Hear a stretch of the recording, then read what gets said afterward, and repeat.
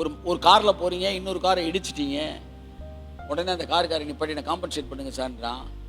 அந்த நேரத்தில் அவர் வந்து அந்த காருக்கான அமௌண்ட்டை கட்டுறாருன்னா அதுக்கு பேர் தான் காம்பன்சேஷன். இப்போ நீ காம்பன்சேஷன் நீ கட்டலை, ஆனால் உனக்கு பதில் அவர் கட்டிட்டார். அப்படி தான் பழைய ஏற்பாட்டில் கூட பாவம் செஞ்சப்ப அந்த ஆட்டுக்குட்டியை கொண்டு வந்து அந்த குடும்பத்துக்கு பலி செலுத்தும் போது அந்த ஒட்டுமொத்த குடும்பத்தின் பாவத்துக்கு ஆட்டுக்குட்டியை யார் விலை கொடுத்து வாங்குவா? அவங்க அப்பா தான் வாங்குவார். அப்படிதான் நம்ம எல்லாருக்கும் சேர்த்து ஒரு ஆட்டுக்குட்டியை விலை கொடுத்தாரு பரலோக பிதா. ஸோ அவர் தான் இந்த காம்பன்சேஷன். சரிங்க, நான் என்ன சொல்ல வரேன்னா, நம்ம எல்லாருக்கும் ஒரு காம்பன்சேஷனை அவரே கொடுத்தாரு. இப்போ என்னை பிடிச்சி ரூபா கட்டுற வரைக்கும் நில்றான்னு நிற்க வச்சுட்டாங்க.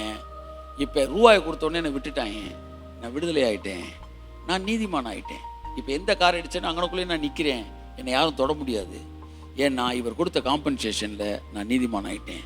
ஸோ நீ செஞ்ச செயலில் நீ நீதிமான் ஆகலை, அப்பா சிலுவையில் கொடுத்த காம்பன்சேஷனால நம்ம எல்லாரும் நீதிமான் ஆகிட்டோம்.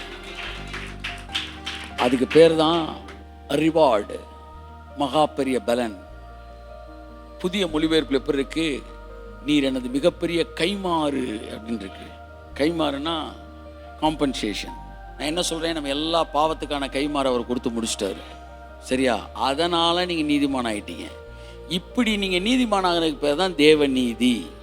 நான் 40 நாள் ஜோம் பண்ணேன் சார், 30 நாள் முழங்கால் நின்னேன் சொல்லிட்டீங்கன்னா அந்த நீதி வந்து மனித நீதி, அது அழுக்கான கந்தை. ஆனால் அப்பா ஒன்று கொடுத்தாரு, அதனால நான் விடுதலை ஆயிட்டேன், நான் நீதிமான்னா தேவ நீதி. இயேசு சொன்னார், இந்த நீதியை தேடு, இந்த நீதியை தேடு. பிறகு இவை எல்லாம் உங்களுக்கு. ஒரு சபை தேவ நீதியை பேசிக்கிட்டே இருந்தா அந்த சபை உண்பதிலும் உடுப்பதிலும் குறைவில்லாத சபையாக இருக்கும். கையை தட்டி ஆமென்.